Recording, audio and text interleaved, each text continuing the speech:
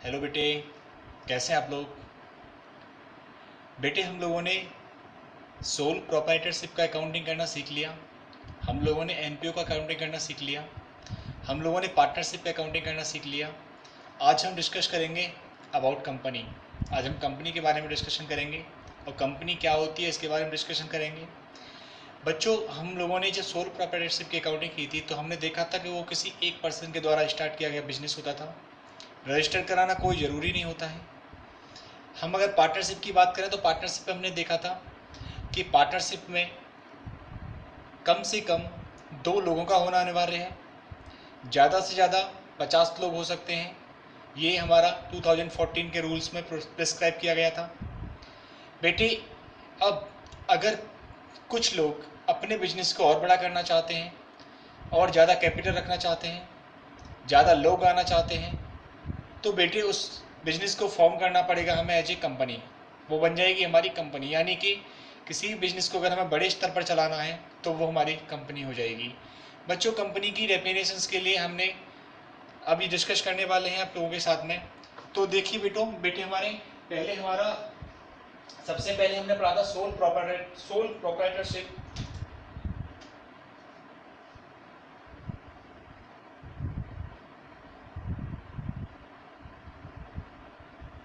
इसके बाद बच्चों हमने पढ़ा एनपीओ, नॉन प्रॉफिट ऑर्गेनाइजेशन। इसके बाद हमने पार्टनरशिप,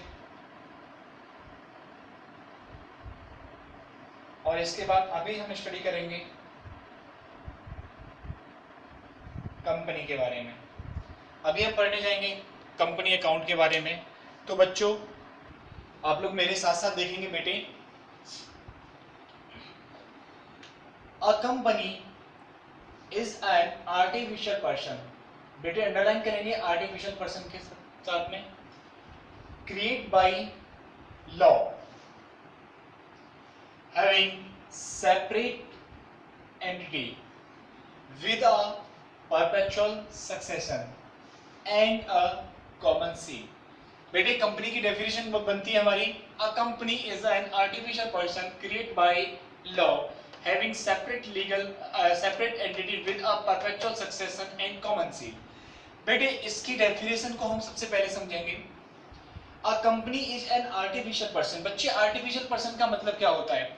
हम लोगों ने पहले प्रीवियस क्लास में स्टडी किया था, हमने समझ चुके हैं। हम जब हम छोटे थे, जब हम 11th क्लास में पढ़ते थे, तो हमने क्या सीखा था बच्चों?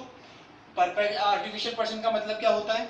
आर्टिफिशियल पर्सन मीन्स हमारे द्वारा क्रिएट किया गया एक नया प्राणी। हम लोग क्या हैं? हम लोग नेचुरल पर्सन हैं। हमारे द्वारा अगर कोई एक क्रिएट किया जाता है प्राणी तो उसको बोलते हैं artificial person.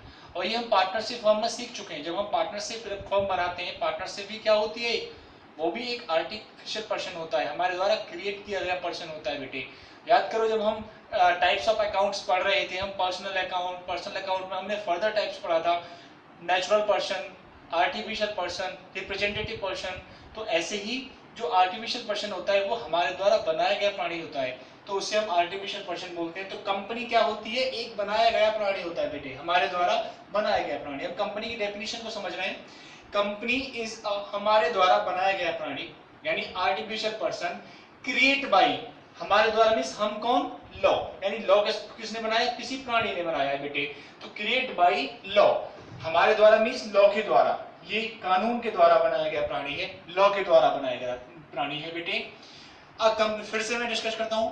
A company is an artificial person. Company एक बनाया गया प्राणी है, जिसे कौन बनाता है बेटे?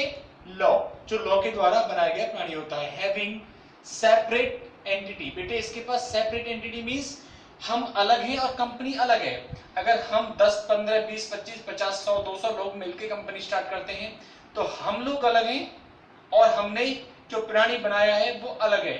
तो उसकी ये एक सेपरेट एंटिटी में उसकी अलग पहचान है बेटे। ये सेपरेट लीगल एंटिटी होती है company with a perpetual succession. Perpetual succession का मतलब होता है बेटे हमेशा के लिए चलने वाली, यानी कि यहाँ पर ऐसा नहीं जैसे पार्टनरशिप में होता था कि पार्टनर की डेथ हो गई और सारे पार्टनर्स एग्री नहीं है, पार्टनरशिप डीड भी नहीं है, पार्टनरशिप में कुछ लिखा नहीं हुआ, पार्टनरशिप भी साइलेंट है, तो पार्टनरशिप बंद हो जाएगी। यहाँ ऐसा नहीं होता है।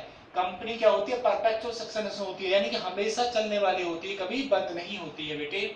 एंड अ कॉमन सील, और इसकी कॉमन सील होती है। कॉमन सील मीन्स कंपनी एक है, इस कंपनी के बिहाफ पे एक सील बनाई जाती है और जिसको हर कोई कंपनी के बिहाफ पे यूज कर सकता है, सबके लिए कॉमन होती है बेटे। इसके कुछ पॉइंट्स हम स्टडी करते हैं इनके बारे में। इनकॉर्पोरेशन, बेटे इनकॉर्पोरेशन का मतलब होता है कंपनी को पैदा करना, कंपनी को जन्म देना, कंपनी कैसे बनाई जाती है, ये सारी चीजें हम 11th क्लास की बीएसटी में आप लोगों ने फॉर्म्स ऑफ ऑर्गेनाइजेशन में, कंपनी में आप लोगों ने सीखा होगा कि सबसे पहले हमें क्या करना होता है। सबसे पहले हमें प्रमोशन यानी कि कंपनी का प्रमोशन करना होता है, उसके बाद लीगल डॉक्यूमेंटेशन बनाने होते हैं, एमओए बनाना होता है, मेमोरेंडम ऑफ एसोसिएशन बनाना होता है, उसके बाद उस पर साइन कराने होते हैं, उसके बाद उसे हम कहाँ रजिस्ट्रार ऑफ कंपनी के यहाँ पर दे देते हैं और रजिस्ट्रार ऑफ कंपनी सारे डॉक्यूमेंट्स चेक करता है, सारी फॉर्मेलिटीज चेक करता है और वो सभी कुछ सही होता है तो कंपनी का जन्म हो जाता है बेटे, इनकॉर्पोरेट हो जाती है कंपनी। नेक्स्ट है हमारा सेपरेट लीगल एंटिटी। कंपनी एक सेपरेट लीगल एंटिटी होती है। सेपरेट लीगल, जैसे मैंने अभी बताया बस सेपरेट एंटिटी है, लीगल वर्ड और आ गया। सेपरेट एंटिटी मींस हम लोगों से तो अलग होती ही है, लीगल मींस हम लोगों के द्वारा अलग है, और ये कौन बोलता है, लॉ बोलता है, हमारे देश का कानून बोलता है। कानून ये बोलता है कि कंपनी प्राणियों से अलग है, यानी हम नेचुरल प्राणी है, कंपनी एक आर्टिफिशियल लीगल पर्सन है बेटे। नेक्स्ट है हमारा आर्टिफिशियल, बनाया गया, हमारे द्वारा बनाया गया, यानी लॉ के द्वारा, कानून के द्वारा बनाया गया। परपेचुअल एक्सटेंस मींस हमेशा रहने वाले, ये कभी खत्म नहीं होगी बेटे। लिमिटेड लायबिलिटी, बेटे हमने पार्टनरशिप में पढ़ी थी, तो पार्टनरशिप में जो पार्टनर्स होते हैं उनकी लायबिलिटी बेटे अनलिमिटेड होती है। अगर कल पार्टनरशिप फर्म को कोई लॉस होता है तो उसके लॉस की भरपाई पार्टनरशिप को बेचने के बाद पार्टनर्स की पर्सनल असेट्स से रिकवर की जा सकती है। लेकिन यहाँ पर अगर कोई भी कंपनी का डेब्ट है तो उसको कंपनी के शेयर होल्डर्स, बेटे कंपनी को जो स्टार्ट करते हैं वो प्रमोटर्स होते हैं, और कंपनी अपने बाद में भी हम देखेंगे जो कंपनी की, यानी कि कंपनी का जितना एसेट्स है अपना, अगर उसको बेचने के बाद भी डेब्ट पूरे पे आउट नहीं होते हैं तो कंपनी के ओनर्स या कंपनी के शेयर होल्डर्स की कोई लायबिलिटी नहीं होगी कि वो अपने पर्सनल एसेट्स को या पर्सनल उनकी प्रॉपर्टीज को बेचा जाए। यहाँ पर केवल अगर आप कंपनी को बेचने के बाद, कंपनी के पर्सनल एसेट्स को बेचने के बाद अगर रिकवर नहीं हो पा रहा है पूरा डेब्ट, तो यहाँ पर किसी भी मेंबर की कोई लायबिलिटी नहीं होगी। तो यहाँ पर लायबिलिटी बेटे लिमिटेड होती है, लिमिटेड लायबिलिटी होती है। ट्रांसफरेबिलिटी ऑफ शेयर, बेटे हमने पार्टनरशिप में देखा था, पार्टनरशिप में क्या था कि अगर मैं और हम 4 लोग मिलके पार्टनर हैं, आगे चल के मेरी इच्छा होती है कि मैं अपनी पार्टनरशिप, अपना रोल अपने बेटे को दे दूं, यानी मैं अपनी जगह पे अपने बेटे को पार्टनर बना दूं, तो बेटे ये पॉसिबल नहीं है। मैं अपने जगह पे बेटे को पार्टनर्स कब बना सकता हूं, जब बना सकता हूं या तो सारे पार्टनर्स एग्री हो या पार्टनरशिप डीड में पहले से लिखा हुआ हो, तो ही मैं पार्टनर बना सकता हूं। लेकिन अगर किसी भी कंपनी के, सपोज करो रिलायंस के शेयर है मेरे पास, एक रिलायंस कंपनी है और रिलायंस के मेरे पास शेयर है बेटे, अब उन शेयर को बेचने के लिए मुझे रिलायंस से परमिशन नहीं लेनी पड़ेगी, मैं उन शेयर को किसी को भी बेच सकता हूं और ये मेरे लिए अलाउ है। इसीलिए बोला जाता है कि अगर कंपनी है तो उसके शेयर की ट्रांसफरेबिलिटी रहती है, यानी एक शेयर होल्डर अपने शेयर को किसी को भी ट्रांसफर कर सकता है, एनी टाइम, कभी भी वो बेच सकता है। तो ये ट्रांसफरेबिलिटी में पॉइंट आएगा बेटे। नेक्स्ट हमारा मैनेजमेंट एंड ओनरशिप, बेटे यहाँ पर मैनेजमेंट अलग होता है और कंपनी अलग होती है। मैनेजमेंट ओनरशिप यहाँ पर अगर देखा जाए तो कंप्लीटली जो मैनेज होती है वो इसके डायरेक्टर्स के द्वारा मैनेज होती है। और बेटे डायरेक्टर्स को कौन रिप्रेजेंट करता है, कौन इनको लेके आता है, डायरेक्टर्स को कौन कंपनी के यहाँ पर रखता है, इसके रिप्रेजेंटेटिव, यानी कि इसके जो भी ऑनर्स मींस इसके जो प्रॉपर्टी जो स्टार्ट करने वाले होते हैं प्रमोटर्स डायरेक्टर्स को अपॉइंट करते हैं, और कंपनी की ऑनरशिप जो होती है वो डायरेक्टर के पास में होती है। कंपनी के जो भी डिसीजंस लेते हैं वो डायरेक्टर्स लेते हैं बोर्ड मीटिंग में बेटे। और डायरेक्टर्स कैसे सेलेक्ट होते हैं, क्या होता है, ये सारी चीजें कंपनी अकाउंट में हम पहले पढ़ चुके हैं और अभी हम आगे इसके बारे में और डिस्कस करेंगे बेटे। तो इसका मतलब ये बोल सकते हैं हम किसकी, इसका मैनेजमेंट और इसकी ओनरशिप अलग होती है। मैनेजमेंट और ओनरशिप बोथ आर डिफरेंट। यहाँ पर हम मान सकते हैं कि इसका मैनेजमेंट, इसके जो मेंबर्स होते हैं, जो शेयर होल्डर्स होते हैं, वो रिप्रेजेंटेटिव डिसाइड करते हैं इसके और वो इसको मैनेज करते हैं बेटे। नेक्स्ट है कॉमन सील। मैंने थोड़ी देर पहले भी बताया था, कॉमन सील का मतलब कंपनी के बिहाव पे एक सील रेडी प्रिपेयर की जाती है, और इसी सील के बिहाव पे जितने भी कॉन्ट्रैक्ट होंगे, जो भी कंपनी के द्वारा काम किए जाएंगे, सब में इस कॉमन सील इसी का यूज होगा, तो कंपनी की कॉमन सील होती है। बेटे इससे डेफिनेशन से हम ये पता चलता है कि जो कंपनी होती है वो एक आर्टिफिशियल पर्सन होगा जो लॉ के द्वारा बनाया गया है, वो एक सेपरेट लीगल एंटिटी होती है, कभी बंद नहीं हो सकती है, और उसकी कॉमन सील होती है, उसका इनकॉर्पोरेशन कराना पड़ता है हमें, separate legal entity. Artificial person होता है यानी कि लॉ के द्वारा बनाया गया पर्सन है। परपेचुअल एक्सटेंस यानी कि वो कभी बंद नहीं हो सकती। लिमिटेड लायबिलिटी, इसके ऊपर कोई लायबिलिटी नहीं होती, एक्स्ट्रा बर्डन नहीं होता इसके मेंबर्स के ऊपर। ट्रांसफरेबिलिटी ऑफ शेयर, अगर किसी के पास शेयर है कंपनी का तो किसी को कितने भी टाइम ट्रांसफर कर सकता है। मैनेजमेंट एंड ओनरशिप, मैनेजमेंट और ओनरशिप अलग अलग होते हैं। यहाँ पर मेंबर्स के द्वारा रिप्रेजेंटेटिव रखे जाते हैं जिन्हें हम डायरेक्टर्स बोलते हैं, वो इसको कंट्रोल करते हैं। कॉमन सील, इसकी सील कॉमन सील होती है यानी कि इसके बिहाव पर जो कॉन्ट्रैक्ट होगा वहां पर हम एक ही सील का यूज करेंगे जो कि डायरेक्टर्स के पास होगी या कंपनी के हर एक मेंबर के पास वही सील होगी जो उसको कंपनी को ऑन कर रहा होगा, कंपनी को चला रहा होगा। बेटे बच्चों नेक्स्ट है हमारा types of company. Types of company में अगर हम देखें तो टाइप्स ऑफ कंपनी में 3 टाइप्स की होती है, 1% company, private company and public company. बेटे ये भी हम लास्ट यानी कि हम बिजनेस में पढ़ चुके हैं 11th क्लास में। 1% कंपनी, प्राइवेट कंपनी और पब्लिक कंपनी क्या होती है, तो हम थोड़ा सा इसके बारे में डिस्कस करते हैं। 1% कंपनी के बारे में सबसे पहले बेटे company act 2 subsection 62 of the company 2013 बोलता है, उसने डिफाइन किया गया है इसको। Section 2 subsection 62 of the company act 2013 में इसको डिफाइन किया गया है। उसमें बताया गया है, ध्यान से देखेंगे, 1% company, 1% company means a company which has only 1% as member। बेटे जिसका सिर्फ और सिर्फ एक ही पर्सन मेंबर होता है। Rule number 3 of company rule 2014 में फिर से इसको प्रिस्क्राइब किया गया और उसमें क्या बताया गया, उसमें बताया गया ओनली अ नेचुरल पर्सन। बेटा वो कौन हो सकता है, नेचुरल पर्सन, यानी कि अभी हम कंपनी को क्या पढ़ रहे हैं, कंपनी बनाया गया पर्सन है, लेकिन कोई बनाया गया पर्सन 1% कंपनी को ओपन नहीं कर सकता। इसमें बताया गया कि 1% कंपनी को कोई एक पर्सन स्टार्ट कर सकता है, ओनली 1%। लेकिन अब हम कहें कि कंपनी भी एक पर्सन होता है, जो आर्टिफिशियल पर्सन होता है कंपनी, तो क्या कंपनी 1% कंपनी स्टार्ट कर सकती है? नो। वो कौन स्टार्ट कर सकता है? ओनली नेचुरल पर्सन, यानी कि ओनली अ नेचुरल पर्सन। हम लोग बीइंग एन इंडियन सिटीजन, वो बेटा क्या होना चाहिए, इंडिया सिटीजन होना चाहिए, इंडिया का रहने वाला होना चाहिए, एंड रेसिडेंट इन इंडिया, और निवासी भी इंडिया का होना चाहिए।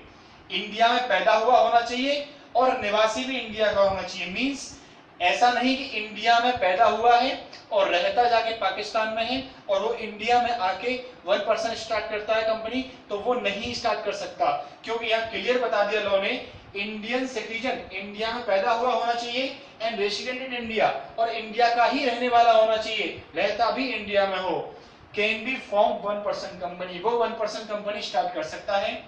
1% कैन फॉर्म ओनली 1, बेटा एक पर्सन, केवल एक ही 1% कंपनी स्टार्ट कर सकता है, 1% कंपनी स्टार्ट कर सकता है, become nominee of only 1 such company, और वो बेटे नॉमिनी भी किसी एक ऐसी कंपनी का ही हो सकता है। नेक्स्ट है, it can not be form और फॉर चैरिटेबल पर्पज।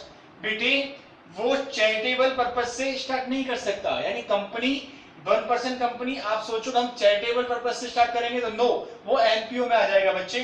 ये आपको मैं फिर से समझाता हूं। 1% company form only 1% become nominee of only 1 such company. इसका मतलब यह है बच्चों कि अगर मैं अकेला एक 1% कंपनी स्टार्ट करता हूं तो मैं अगर अपनी 1% कंपनी स्टार्ट कर रहा हूं तो या तो मैं अपनी 1% कंपनी स्टार्ट कर सकता हूं या किसी एक 1% कंपनी में नॉमिनी हो सकता हूं।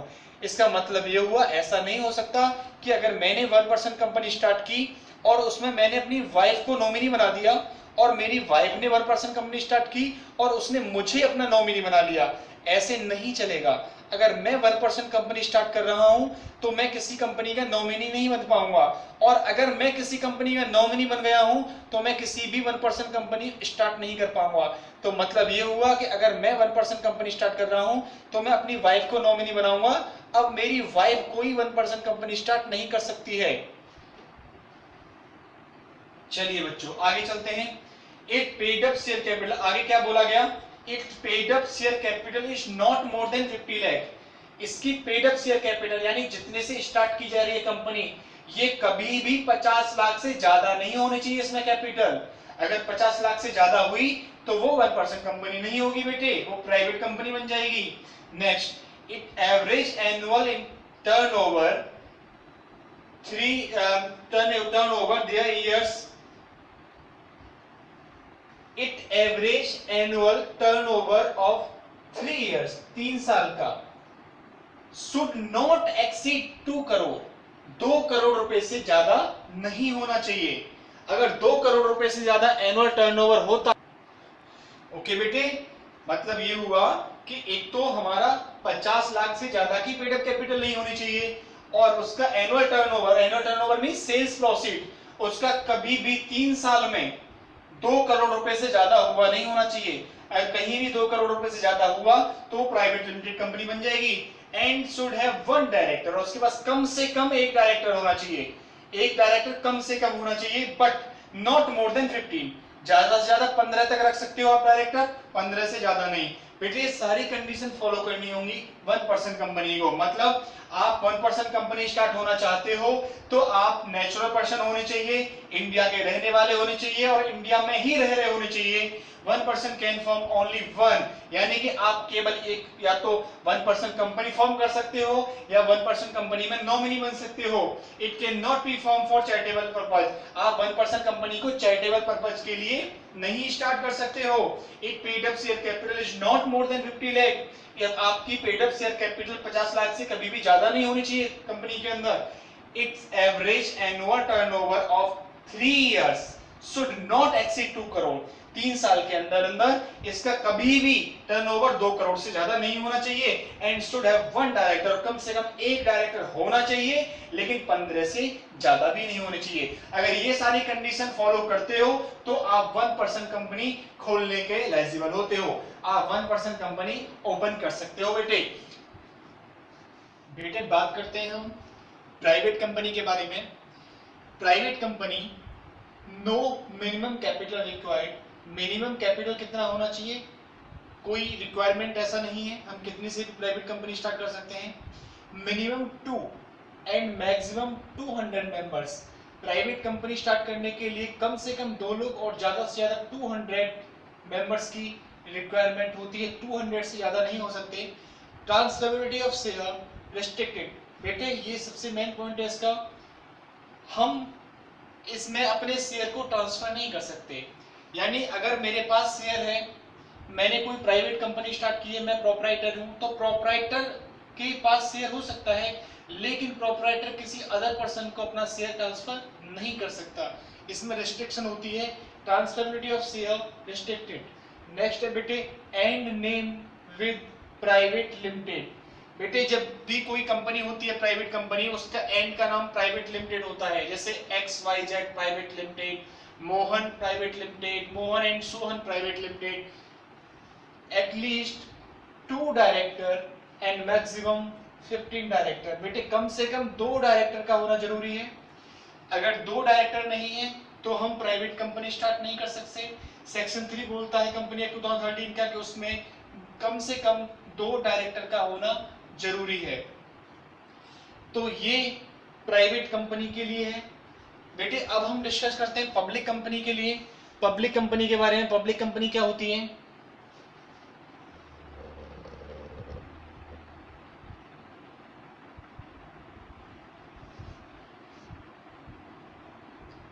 चलिए बेटे इज नॉट प्राइवेट कंपनी, मतलब ये प्राइवेट कंपनी नहीं होनी चाहिए। अब मींस प्राइवेट कंपनी नहीं होनी चाहिए मींस जो प्राइवेट कंपनी के रूल्स हैं वो यहाँ फॉलो नहीं होंगे। यानी प्राइवेट कंपनी मैंने बोला कि एंड नेम प्राइवेट लिमिटेड, यहाँ ऐसा नहीं होगा। यहाँ बोला कम से कम 2 मेंबर का होना जरूरी है, यहाँ ऐसा नहीं होगा। प्राइवेट कंपनी में बोला कम इसका नेम जो एंड होना चाहिए वो प्राइवेट लिमिटेड से होना चाहिए, लेकिन यहाँ ऐसा नहीं होगा। यानी कि इज नॉट प्राइवेट कंपनी, ये प्राइवेट कंपनी तो नहीं होगी। पहली चीज आगे होगा क्या इसमें, मेंबरशिप के बारे में अगर बताया इसमें मिनिमम 7 मेंबर्स और मैक्सिमम नो लिमिट, ज्यादा से ज्यादा कितने भी मेंबर्स हो सकते हैं, कम से कम 7 मेंबर्स होना जरूरी है। लिमिटेड लायबिलिटी होती है बच्चों, लिमिटेड लायबिलिटी का मतलब इसके जो मेंबर्स होंगे, जो शेयर होल्डर्स होंगे, शेयर होल्डर्स को मेंबर्स बोला जाता है, तो जो मेंबर्स होंगे उन पर कोई भी लायबिलिटी नहीं होती है। परपेचुअल सक्सेशन, परपेचुअल सक्सेशन का मतलब होता है कि ये हमेशा चलने वाली होती है, ये कभी बंद नहीं हो सकती। एटलीस्ट 3 डायरेक्टर, कम से कम 3 डायरेक्टर और ज्यादा से ज्यादा 15। बेटे एटलीस्ट मींस कम से कम इतने होने चाहिए और ज्यादा से ज्यादा 15 होने चाहिए। The name of public company and with the word limited, public company का जो नेम होगा वो एंड होगा लिमिटेड से, जैसे Reliance limited, right. Next, a public company can raise its capital by issue of share to public. बेटे public company अपनी capital raise कर सकती है जनरल पब्लिक में अपने शेयर इशू करके, लेकिन ऐसा प्राइवेट में नहीं था, ये सिर्फ पब्लिक कंपनी के लिए होता है। नेक्स्ट है हमारा, is a private company being a subsidiary, being a subsidiary पर अंडरलाइन करेंगे, of a company which is not a private company. बेटे इसका मतलब समझेंगे हम, सेक्शन 271 बोलता है, 2 सबसेक्शन 71 बोलता है कि अगर कोई प्राइवेट कंपनी, इसको जरा यहां देखेंगे हम लोग, लास्ट को समझने के लिए यहां देखते हैं। ये देखिए बेटे, ये एक X and Y private limited,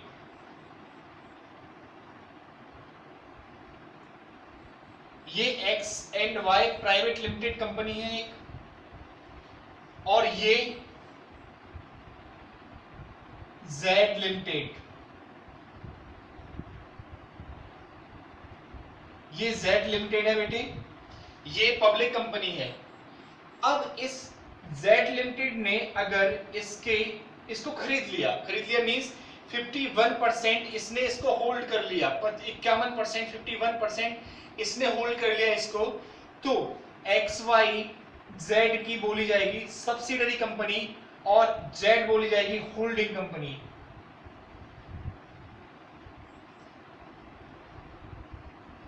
और ये बोली जाएगी सब्सिडरी कंपनी। अब बेटे ये पॉइंट बोलता है कि अगर कोई प्राइवेट कंपनी किसी पब्लिक कंपनी की सब्सिडरी कंपनी है, तो ये प्राइवेट कंपनी भी सेक्शन 2 सबसेक्शन 71 कंपनी एक्ट 2013 के सारे लॉ एप्लीकेबल होंगे पब्लिक कंपनी की तरह। यानी कि अगर किसी भी पब्लिक कंपनी के द्वारा कोई सब्सिडरी कंपनी या प्राइवेट कंपनी सब्सिडरी बनाई जाती है, कोई भी होल्ड करती है पब्लिक कंपनी सब्सिडरी कंपनी को, तो जो प्राइवेट कंपनी होगी उस पर भी जैसे जेड लिमिटेड पर लॉ एप्लीकेबल होगा, ऐसे ही एक्स वाई पर भी एप्लीकेबल होगा। सर क्या नाम चेंज होगा? नो, इसका नाम नहीं चेंज होगा, केबल और केबल होल्ड करेंगे इसे। तो ये बोला जाता है इसमें कि अगर प्राइवेट कंपनी को कोई पब्लिक कंपनी होल्ड कर रही है या कोई प्राइवेट कंपनी किसी पब्लिक कंपनी की सब्सिडरी कंपनी है, तो उस पर जो लॉ एप्लीकेबल होगा तो प्राइवेट कंपनी की तरह एप्लीकेबल होगा। ये बोलता है section 2 sub section 71 company act 2013। बेटे ये डेफिनेशन हो गई हमारी पब्लिक कंपनी और प्राइवेट कंपनी की। अब थोड़ा सा आगे चलते हैं हम। नेक्स्ट पॉइंट है बेटे हमारा incorporation of a company. Company को कैसे इनकॉर्पोरेट की जाती है? वैसे सबसे पहले इसकी स्टेज है हमारी, फर्स्ट स्टेज होती है हमारी प्रमोशन स्टेज। प्रमोशन स्टेज में क्या होता है, कुछ लोगों के दिमाग में आइडिया आता है कंपनी स्टार्ट करने के लिए, वो लोग इकट्ठे होके कंपनी स्टार्ट करने के लिए जगह ढूंढते हैं, जगह ढूंढने के बाद कंपनी का नाम ढूंढते हैं, नाम क्या होना चाहिए, नाम ऐसा होना चाहिए, यूनिक नाम होना चाहिए जो पहले से रजिस्टर्ड नहीं होना चाहिए, कितने मेंबर्स, डायरेक्टर्स कौन होगा, डायरेक्टर्स, बैंकर्स, ये सारी चीज़ों को ये डिसाइड करते हैं। ये डिसाइड करने के बाद इसके बाद सेकेंड स्टेज आती है हमारी registration of a company, company को रजिस्ट्रेशन कराने की स्टेज। कंपनी को रजिस्ट्रेशन कराया जाता है, रजिस्ट्रेशन सारे डॉक्यूमेंट्स फिल किए जाते हैं रजिस्ट्रेशन कराने के लिए। डॉक्यूमेंट्स जैसे memorandum of association, article of association, ये सारे डॉक्यूमेंट्स फिल करने के बाद तो इसके बाद हम उन डॉक्यूमेंट्स को भेजते हैं रजिस्ट्रार ऑफ कंपनी के यहाँ पर, और रजिस्ट्रार ऑफ कंपनी सारे डॉक्यूमेंट्स को वेरीफाई करते हैं, और वेरीफाई करने के बाद ये हमें सर्टिफिकेट दे देते हैं इनकॉर्पोरेशन का। इसके बाद आता है हमारा capital subscription. Capital subscription next stage होती है हमारी, अगर हमारी कंपनी रजिस्टर्ड हो गई देन हमें परमिशन होती है कैपिटल इकट्ठा करने की, यानी पैसा इकट्ठा करने के लिए हम कैपिटल सब्सक्रिप्शन कर सकते हैं आफ्टर रजिस्ट्रेशन ऑफ कंपनी। इसके हम डिटेल में अभी डिस्कशन करेंगे। इसके बाद जैसे ही हमारे पास कैपिटल आ जाती है उसके बाद बिजनेस कमेंसमेंट ऑफ बिजनेस का सर्टिफिकेट मिल जाता है हमें, यानी कि हम बिजनेस यहाँ से अपनी कंपनी को स्टार्ट कर सकते हैं। बच्चों ये सारी चीजें हम पहले भी प्रीवियस क्लास में स्टडी कर चुके हैं, लेकिन अभी इसके बारे में हम सिर्फ एक कैपिटल सब्सक्रिप्शन के बारे में हम डिटेल में स्टडी करने वाले हैं अभी, तो मेरे साथ साथ आप लोग देखिएगा। बच्चों कैपिटल सब्सक्रिप्शन से रिलेटेड सेक्शन 39 सबसेक्शन 1 कंपनी 2013 में बताया गया है। बेटे सबसे पहली बात कि जब हमको जनरल पब्लिक में अपने शेयर सब्सक्राइब करने हैं तो सबसे पहले हमें सेबी से परमिशन लेनी होगी। हम सेबी से सेबी के यहाँ पर अपने शेयर को रजिस्टर कराएंगे तो सबसे पहले हमें सेबी से परमिशन लेनी होगी।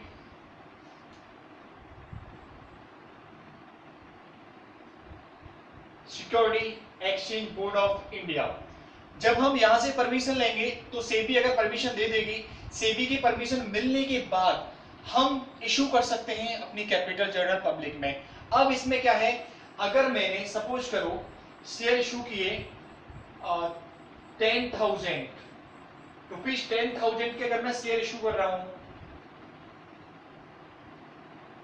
ये मैंने इशू किए हैं जनरल पब्लिक में 10,000 रुपीज, 10,000 के शेयर इशू किए हैं, ये कैपिटल में इशू कर रहा हूं जनरल पब्लिक में। तो बच्चों जो मैंने इशू किया है इसका 90%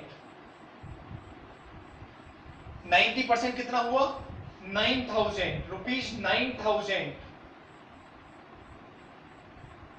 ये 90% मुझे अलॉटमेंट से पहले रिसीव होना चाहिए, यानी कि मैं अपने शेयर अलॉट जब भी कर पाऊंगा। अलॉट का मतलब क्या होता है अभी हम समझेंगे। अलॉट का मतलब ये होता है कि ये कंपनी है,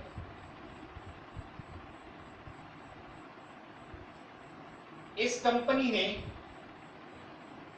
10,000 रुपए के शेयर इशू किए हैं रुपीज 10,000 के, और कुछ लोग हैं, ये लोग हैं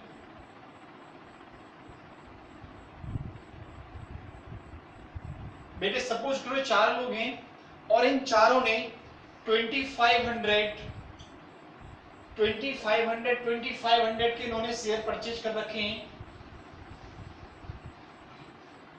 2500 एंड 2500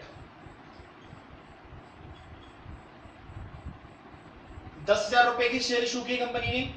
अब ये 4 लोग हैं, A B C and D. बच्चों ये चारों लोगों ने 2500 रुपए के शेयर खरीदने के लिए एप्लीकेशन भेजी कंपनी के पास में, यानी इन्होंने अपनी इच्छा दिखाई कि हम भी 2500 रुपए की खरीदना चाहते हैं, हम भी 2500 की खरीदना चाहते हैं, हम भी 2500 की खरीदना चाहते हैं, हम भी 2500 खरीदना चाहते हैं। देन कंपनी के पास बच्चों कितने एप्लीकेशन आ गई, पूरी 10,000 की एप्लीकेशन आ गई। तो ये बोला जाएगा कि अगर कंपनी ने 10,000 इशू किया है तो सब्सक्राइब करने के लिए लोगों ने कितनी इंटेंशन दिखाई, अपनी पूरे 10,000 की। लेकिन क्या होता है, यहां से मैं इसको हटा देता हूं डी को, ये 3 लोग हों अगर, तो यहां बेटे कितने की आ रही है, ओनली 7,500 की। तो 7,500 की आ रही है तो ये 9,000 से कम है, यानी 90% से कम है।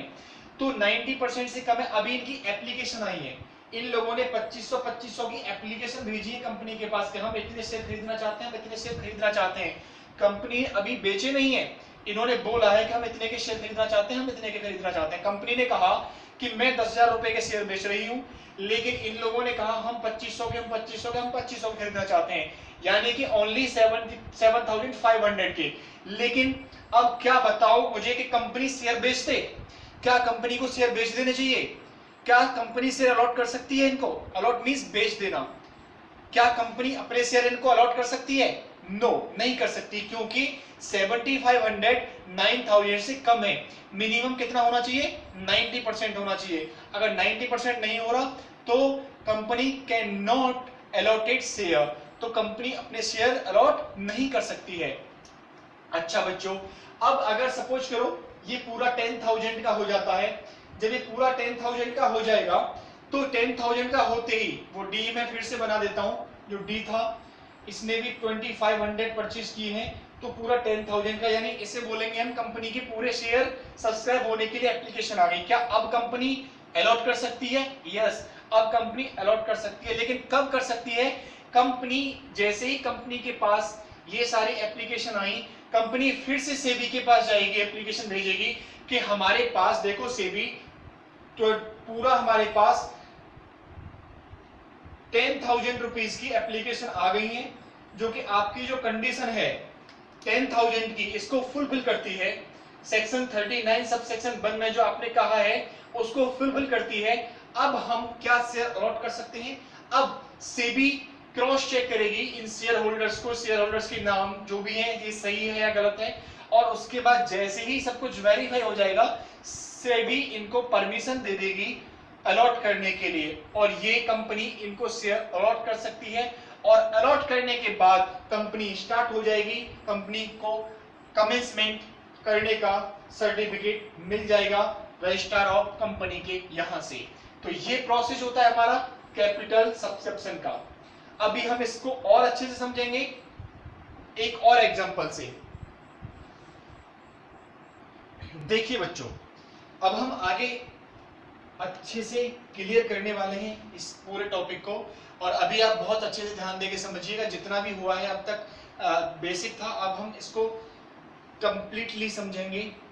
देखिए, ये कंपनी है बच्चों, और ये कंपनी कौन सी कंपनी है? ये कंपनी पब्लिक कंपनी है।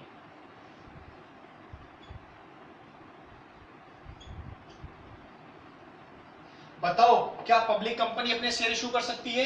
यस सर, बिल्कुल कर सकती है। पब्लिक कंपनी अपने शेयर इशू कर सकती है, जनरल पब्लिक में 100% कर सकती है। अब बच्चों, ये पब्लिक कंपनी जब स्टार्ट हो रही है तो इस पब्लिक कंपनी को ये सोचना पड़ेगा। अच्छा, कंपनी को जो स्टार्ट करते हैं उन्हें हम क्या बोलते हैं? प्रमोटर्स बोलते हैं बच्चों।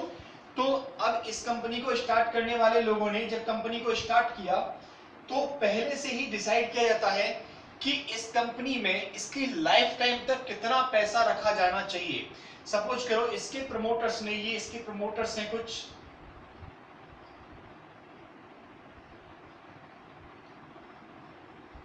सेवन होते हैं।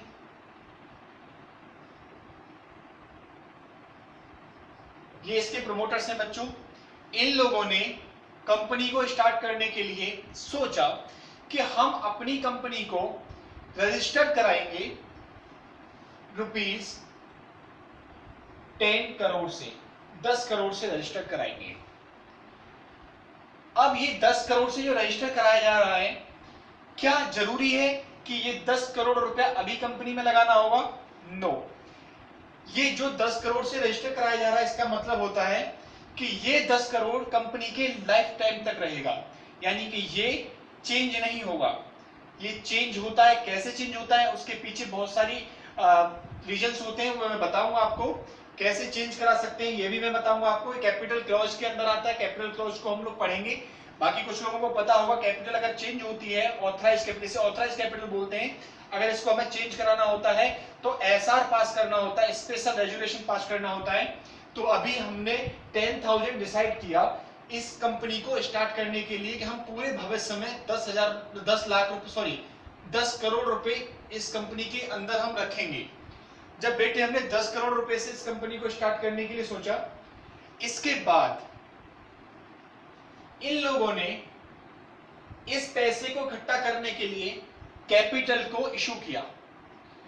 तो कैपिटल इशू करने के लिए इन्होंने सोचा कि अभी 10 करोड़ की हमें जरूरत नहीं पड़ेगी, इनिशियल स्टेज है कंपनी के लिए, तो अभी हम सोच लेते हैं कुछ कम, यानी कि इन्होंने सोचा अभी हम 1 करोड़ रुपया इशू कर देते हैं, 1 करोड़ रुपया इशू कर देते हैं। अब 1 करोड़ को इशू करने के बाद जरा बताइए मुझे आप, कम से कम कितना सब्सक्राइब होना चाहिए, कितनी सब्सक्राइब एप्लीकेशन आनी चाहिए? 90 लाख यानी 90% आना चाहिए। चलो मान लेते हैं हम, यहां पर एप्लीकेशन आई हमारे पास 92 लाख, 92 लाख की एप्लीकेशन हमारे पास आई। अब बच्चों ये जो पैसा कंपनी के पास आया, ये कहां से आया? जनरल पब्लिक से आया। बेटे अब यहां पर हम इसको अगर बात करें 10 करोड़ जो था, इसे बोलेंगे हम ऑथराइज शेयर कैपिटल।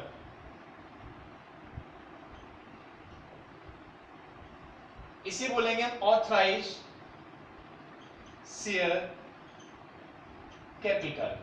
ये बोली जाएगी बेटे issued share capital.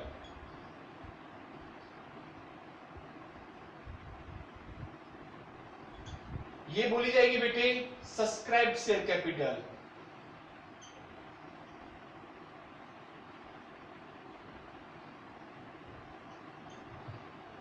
Authorise share capital, issue share capital and subscribe share capital. Authorise का मतलब जिसने से कंपनी को रजिस्टर कराया है, जितने से रजिस्टर कराया है उसका वो पार्ट जो अभी हमने इशू कर दिया जनरल पब्लिक में इकट्ठा करने के लिए पैसा, और इश्यू शेयर कैपिटल का वो पार्ट जो पब्लिक खरीदना चाहती है उसे हम सब्सक्राइब शेयर कैपिटल बोलते हैं। बच्चों अगर ये पब्लिक ने खरीद लिया तो इससे आगे भी होता है कुछ। सपोज करो हम सब्सक्राइब के साथ साथ इधर अगर 1 करोड़ भेजा है कंपनी ने, इशू किया है, इसमें से 92 सब्सक्राइब किया है, तो बताओ 8 क्या है? यहां पर 8 लाख सब्सक्राइब नहीं किया, 8 लाख अभी सब्सक्राइब नहीं किया, तो इस 8 लाख को क्या बोलेंगे हम? Unsubscribe share capital. इसे बोलेंगे अनसब्सक्राइब शेयर कैपिटल। बच्चों 92 लाख अगर सब्सक्राइब हुआ है तो कंपनी जरूरी नहीं कि पूरा का पूरा एक साथ मंगाए, इस पैसे को वो इंस्टॉलमेंट में मंगाती है। तो जितना पैसा अभी कंपनी मंगा रही है पब्लिक से, सपोज 92 लाख सब्सक्राइब हुआ है, इसमें से कंपनी ने 50 लाख 25 लाख की अभी जरूरत है कंपनी को, 25 लाख कंपनी ने मंगा लिया, इसको बोलेंगे बेटे हम कॉल्ड अप शेयर कैपिटल।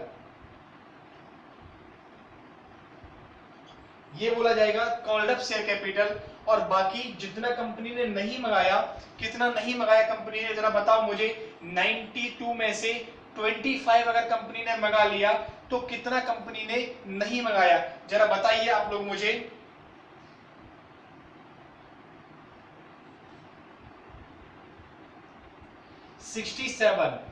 यानी कंपनी ने अभी 67 लाख नहीं मंगाया, तो 67 लाख बोली जाएगी बच्चों, यहां लिख देते हैं 67 लाख, इसे बोलेंगे हम अनकॉल्ड शेयर कैपिटल। ये बोली जाएगी अनकॉल्ड शेयर कैपिटल। इसके बाद हम थोड़ा सा और आगे चलते हैं। 25 लाख कंपनी ने मंगाया था, लेकिन हुआ क्या, 25 लाख में से 1 लाख रुपया एक शेयर होल्डर ने अभी तक नहीं भेजा है, तो बेटे 24 लाख आ चुका है, तो इसे ये बोला जाएगा हमारा पेड अप शेयर कैपिटल। और जो 1 लाख नहीं आया है वो बोला जाएगा अनपेड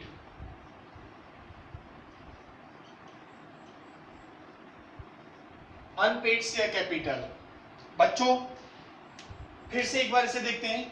10 करोड़ रुपए से कंपनी रजिस्टर हुई, कंपनी ने सोचा कि 1 करोड़ रुपया हम इशू कर देते हैं। 1 करोड़ रुपया कंपनी ने इशू किया। बेटे कंपनी का 1 करोड़ रुपया इशू हुआ है, तो इशू शेयर कैपिटल किसका पार्ट होता है? ऑथराइज शेयर कैपिटल का। और इशू करने के बाद 92 लाख की सब्सक्राइब हुआ, एप्लीकेशन आई, तो इशू शेयर कैपिटल का पार्ट होता है सब्सक्राइब शेयर कैपिटल। बच्चों 8 लाख नहीं सब्सक्राइब हुआ, ये बोला जाएगा अनसब्सक्राइब शेयर कैपिटल।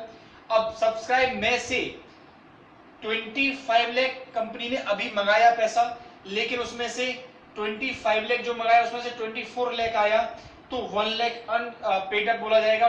जितना कंपनी ने अभी नहीं मंगाया, कॉल्ड अप मींस मंगाना, और जितना 25 लाख मंगाया था तो बाकी बचा कितना जो नहीं मंगाया 67 लाख, तो ये बोला जाएगा अनकॉल्ड अप। यानी 92 लाख में से 25 मंगा लिया तो 67 लाख अनकॉल्ड हुआ, और बेटे 24 लाख पे हुआ है तो 24 लाख पेड अप और 1 लाख अनपेड शेयर कैपिटल बोला जाएगा।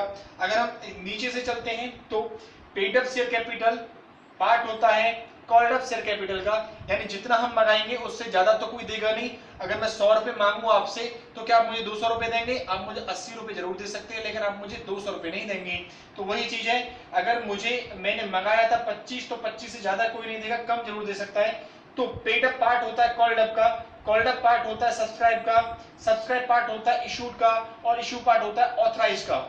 यानी अगर हम इशू कर रहे हैं तो कभी हम 10 करोड़ से ज्यादा इशू नहीं कर सकते, हम 10 करोड़ ही रख सकते हैं। इसीलिए बोला जाता है ये लिमिट होती है कंपनी के अंदर कि इतनी कैपिटल कंपनी इशू कर सकती है, इतनी कैपिटल रख सकती है भविष्य में। अगर इसको चेंज करना है तो मैंने बताया था एसआर पास किया जाता है, स्पेशल रेजुलेशन पास किया जाता है, देन कंपनी ऑथराइज्ड कैपिटल को चेंज कर सकती है।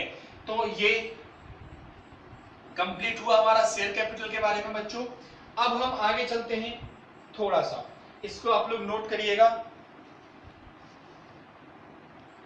देखिए बेटे, हम आगे चलते हैं थोड़ा सा और अब आगे अपने न्यूमेरिकल क्वेश्चंस की तरफ जाएंगे हम।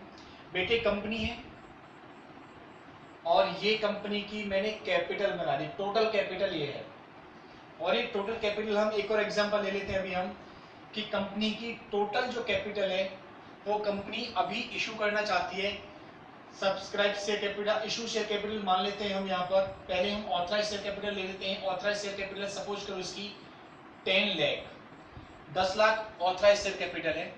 सपोज करो अब ये कंपनी इशू करना चाहती है बच्चों इसमें से 1 लाख, 1 लाख इशू करना चाहती है। बेटे 1 लाख शेयर इशू करने के लिए, 1 लाख कैपिटल को पब्लिक में इशू करने के लिए इसको कंपनी को डिवाइड करना पड़ेगा बच्चों। डिवाइड मींस इसको छोटे छोटे टुकड़ों में बांटना पड़ेगा। सपोज करो ये मैं एग्जांपल देता हूं आपको कि ये एक रोटी है जिसे आप खाते हो नॉर्मली, और ये रोटी है। ये रोटी में से अगर मैं छोटे छोटे टुकड़े कर देता हूं और ये टुकड़े करने के बाद मैं बांट देता हूं आपको, तो ये देखो ये टुकड़ा काफी बड़ा है, ये छोटा है। तो बेटे अगर ये रोटी में कहूं ये 1 लाख रुपए की रोटी है तो ये टुकड़ा सस्ता होगा, ये टुकड़ा महंगा होगा। तो यही चीज होती है बेटे कि ये जो टुकड़े बनाए हैं मैंने इस रोटी के, इसको बोला जाता है शेयर। ये शेयर बोला जाता है, यानी कि एक अमाउंट जो कंपनी इशू करती है जनरल पब्लिक में और उसको डिवाइड कर देती है छोटे छोटे भागों में, उसको हम शेयर बोलते हैं। यानी कैपिटल का छोटे छोटे भागों में डिवाइड कर देना कॉल्ड इज शेयर। बेटे कंपनी जब अपनी कैपिटल इकट्ठा करती है तो शेयर्स में करती है, और इस शेयर्स का वो रेट रखती है, कुछ अमाउंट रखती है। एक शेयर बराबर होगा सपोज करो ₹10, एक शेयर 10 रुपए के बराबर है। इस तरीके से एक शेयर 10 रुपए के बराबर है, एक शेयर 100 रुपए के बराबर है, एक शेयर 200 रुपए के बराबर है। डिपेंड करता है कंपनी के ऊपर वो अपने शेयर का क्या रेट रखती है। तो यहाँ पर बच्चे सपोज करो ये एक शेयर 10 रुपए के बराबर है, तो मुझे बताओ 1 लाख रुपया इकट्ठा करने के लिए कंपनी को 1 लाख रुपए को कितने शेयर में डिवाइड करना पड़ेगा। अगर कंपनी 1 लाख रुपया इकट्ठा करना चाहती है, कंपनी 1 लाख रुपए कैपिटल इकट्ठा करना चाहती है, तो 1 लाख रुपए में नंबर ऑफ शेयर कितने बनेंगे। अगर एक शेयर बराबर है 10 रुपए, तो सिंपल सर 10 को डिवाइड कर देंगे, 1 लाख को डिवाइड कर देंगे 10 से, तो ₹1 लाख डिवाइड बाई ₹10, तो is equal to number of share कितने बन गए बेटे यहाँ पर 10,000 शेयर्स। ये हो गए बेटे 10,000 शेयर्स। यानी अगर कंपनी 10,000 शेयर इशू कर रही है तो ये 10,000 शेयर, एक शेयर 10 रुपए का, टोटल रुपया कितना आ जाएगा कंपनी के पास 1 लाख रुपया। तो अगर आप लोग सपोज करो आप लोग इस कंपनी के 2 शेयर खरीदते हैं तो आपको कितना रुपया देना पड़ेगा बताओ इस कंपनी को? Sir 20 rupees. अगर आप 500 शेयर खरीदते हैं तो कितना रुपया देना पड़ेगा? Sir 5000 rupees. तो इस तरीके से 500 शेयर खरीद करते हैं तो हम 5000 रुपये। तो इस तरीके से कंपनी ने अपने नंबर ऑफ शेयर को डिवाइड कर दिया बेटे। तो यहां पर हम देखने को मिल रहा है हमें कि थोड़ा सा और आगे बढ़ते हैं हम कि 1 लाख रुपए इकट्ठा करने के लिए कंपनी ने 10,000 शेयर इशू किए। अब 10,000 शेयर जो इशू कर रही है कंपनी बेटे, ये 10,000 शेयर क्या कोई एक पर्सन लेगा? नो सर, ये तो पब्लिक में इशू हो रहा है। इस पूरी पब्लिक में कोई भी इंसान परचेज कर सकता है। तो बच्चों जब ये कंपनी 10,000 शेयर इशू करेगी तो बताओ मुझे कंपनी को शेयर अलॉट करने के लिए कम से कम कितनी कैपिटल सब्सक्राइब होनी चाहिए? अब बताओ 1 लाख रुपए की कैपिटल है, 1 लाख की कैपिटल यानी कि 90% कितना हो गया बच्चों? 90,000, यानी कि ₹90,000 की सब्सक्राइब होना जरूरी है। और 90,000 का मतलब कितने शेयर बन गए बेटे? 10 से डिवाइड कर देंगे इसको तो 9,000, यानी 9,000 शेयर सब्सक्राइब होना जरूरी है। यानी 9,000 लोग खरीदेंगे तो ही ये कंपनी आगे बढ़ सकती है। अगर 9,000 हमारे पास सब्सक्राइब करने के लिए एप्लीकेशन नहीं आती है तो कंपनी आगे नहीं चल सकती है। क्यों? क्योंकि 39 सेक्शन 1 क्या बोलता है कि कम से कम जो भी शेयर इशू किए हैं उसका 90% सब्सक्राइब होना चाहिए। इशू कितने किए? 1 लाख रुपीस के 10,000 में से कितना होना चाहिए कम से कम? यानी कि 90%, यानी 9,000 का सब्सक्राइब होना ही चाहिए। अगर इतना नहीं होगा तो कंपनी को वो पैसा वापस करना पड़ेगा विद इन टाइम लिमिट, यानी 15 डेज के अंदर अंदर वापस करना होता है ये पैसा। और इसके लिए कुछ टाइम लिमिट होती है। वो टाइम लिमिट में अगर मिल जाते हैं, शेयर रिसीव हो जाते हैं तो ठीक है, नहीं तो कंपनी को पैसा वापस करना पड़ जाता है। तो अच्छा बेटे, अभी आप लोगों की समझ में इतनी सारी चीज आ गई होंगी कि कंपनी जब अपना शेयर इशू करती है तो छोटे छोटे टुकड़ों में बांट देती है। तो अब इन टुकड़ों में से हो सकता है कोई 1 शेयर परचेज करे, हो सकता है कोई 1,000 शेयर परचेज करे, हो सकता है कोई 5,000 भी करे। डिपेंड करता है लोगों के ऊपर कि वो कितना कितना शेयर परचेज करते हैं। अब बेटे कंपनी तो देख नहीं रही है, कंपनी को कैसे पता चलेगा? जब कंपनी के पास क्या आएंगी? एप्लीकेशंस आएंगी लोगों की कि हम आपकी कंपनी के 2 शेयर परचेज कर रहे हैं, हम आपकी कंपनी के 200 शेयर परचेज कर रहे हैं।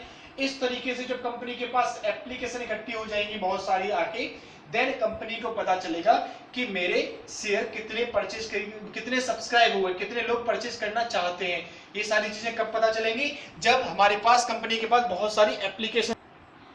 बच्चों यहां पर एक चीज और देखिए, 1 शेयर 10 रुपए का है। तो बेटे 1 शेयर जो 10 रुपए का, इसे क्या बोलेंगे हम? इसे बोलेंगे इसकी फेस वैल्यू। यानी 1 शेयर की वैल्यू कितनी है? फेस वैल्यू यहाँ पर 10 रुपीज। तो इसे बोला जाएगा कि ये 1 शेयर की फेस वैल्यू है, इसे हम फेस वैल्यू बोलते हैं। बेटे अब हम थोड़ा सा आगे चलते हैं और हम सीखते हैं कुछ न्यूमेरिकल्स। थ्योरी, काफी टाइम से थ्योरी चल रही है, आप लोगों को थोड़ा सा ऐसा लग रहा होगा सर बोर हो रहा है। चलिए हम अब न्यूमेरिकल्स की तरफ बात करते हैं। इसी को हम कंप्लीट करेंगे, आगे देखेंगे। बताओ मुझे कि अगर ये कंपनी, इस कंपनी को ले लेते हैं, ये XYZ लिमिटेड है, सपोज करो XYZ लिमिटेड।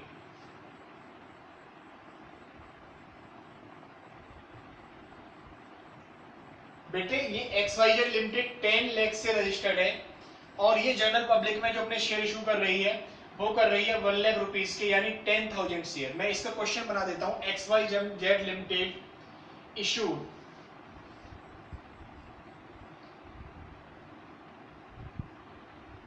10,000 share ₹10 each। बेटे यहां पर XYZ लिमिटेड इशू कर रही है 10,000 शेयर, जो 10 रुपए का 1 शेयर है। अब आप लोग मुझे बताइए कि यहां पर 10,000 शेयर और 10 का 1 है, तो टोटल कितने के हो गए? 10,000 मल्टीप्लाई 10, 1 लाख रुपीस के कंप्लीट हो गए ना। इतना ही कंपनी इशू करना चाहती है ना 1 लाख रुपए का। ठीक है बेटा, अब देखो जरा, यहां पर मैं इसको सब रफ कर देता हूं, यहां पर 90 तो सब कुछ रफ कर देता हूं, और यहां लिखा हुआ है आगे कि ये फुली सब्सक्राइब हो रहा है। आगे लिखा हुआ है each and share fully subscribe. तो इसका मतलब क्या है बेटे फुली सब्सक्राइब का? इसका मतलब है कि 10,000 शेयर इशू किए हैं, पब्लिक ने 10,000 के 10,000 पूरे के पूरे खरीद लिए। 10,000 शेयर इशू किए थे और पूरे खरीद लिए, यानी यहां पर 100% सब्सक्रिप्शन हुआ है। तो यहाँ 90% वाला तो कुछ केस ही एप्लीकेबल नहीं होता है, क्योंकि 100% सब्सक्रिप्शन हो रहा है।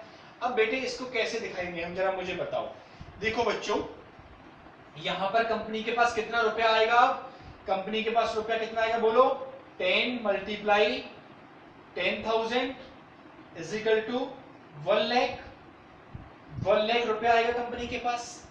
तो बेटे अब जो कंपनी अपने यहां पर इस पैसे को रिसीव करेगी, अब मुझे बताओ, जब हम रिसीव करते हैं रुपया तो रिसीविंग की एंट्री क्या बनाते हैं हम?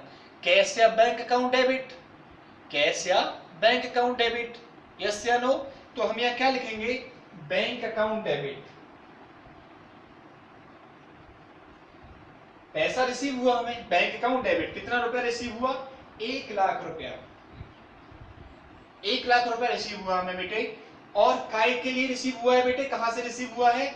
तो हम पहले रिसीव हुआ है एप्लीकेशन से, तो हम यहां लिखेंगे टू शेयर एप्लीकेशन अकाउंट। और रुपया रिसीव हुआ है बच्चों यहां पर 1 लाख का एप्लीकेशन पर, यानी कि लोगों ने एप्लीकेशन भेजी और एप्लीकेशन के साथ में पूरा का पूरा रुपया आ गया। बेटे यहां पर कुछ नहीं लिखा हुआ कि कंपनी बाद में कितना मंगाती है, पहले कितना मंगाती है, तो पूरा का पूरा पैसा एप्लीकेशन पर माना जाएगा। तो हमने पूरा पैसा एप्लीकेशन पर मंगा लिया।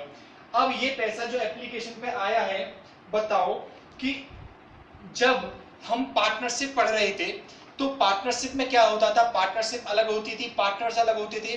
पार्टनर्स फर्म को पैसा देते थे जिसे पार्टनर्स की कैपिटल बोला जाता था, और पार्टनर्स की कैपिटल पार्टनरशिप फर्म में रखी रहती है।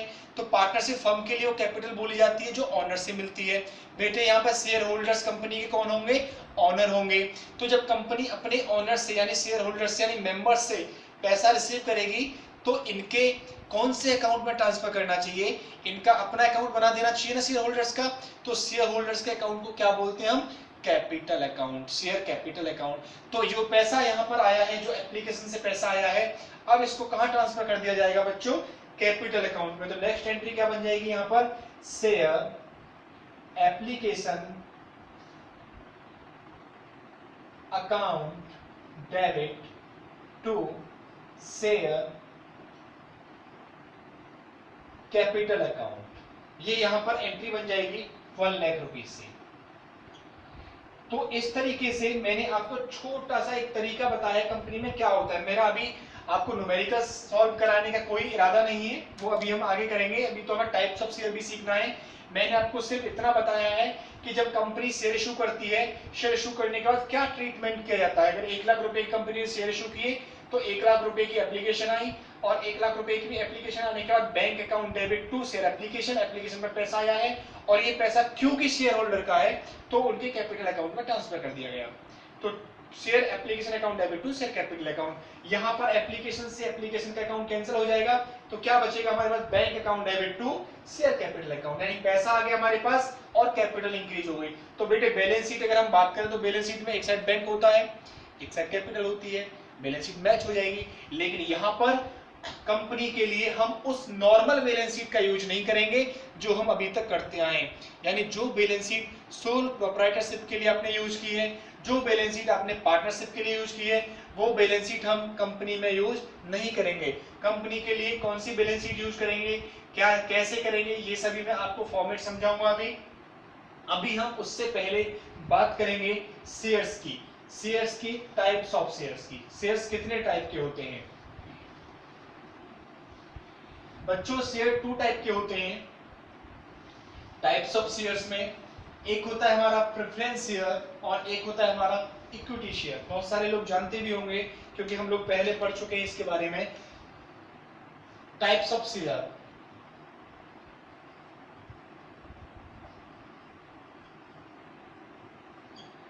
एक होता है हमारा इक्विटी शेयर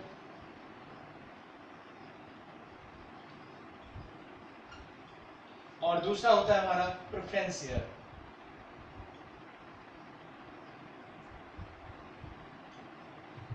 इक्विटी शेयर और प्रेफरेंस शेयर।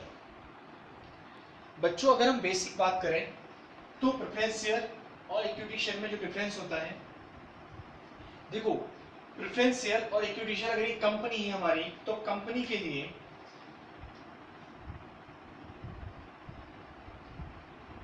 हम कंपनी के पॉइंट ऑफ व्यू से समझ रहे हैं, कंपनी के लिए प्रेफरेंस शेयर क्या होता है और कंपनी के लिए इक्विटी शेयर क्या होता है। बेटे कंपनी के लिए जो प्रेफरेंस शेयर होता है इसे हम गेस्ट मानते हैं, इसे हम गेस्ट ट्रीट करते हैं, कौन है हमारा रिश्तेदार माना जाता है। और इक्विटी शेयर होल्डर कंपनी के ऑनर माने जाते हैं, ये कंपनी के मालिक माने जाते हैं। देखो बेटे प्रेफरेंस शेयर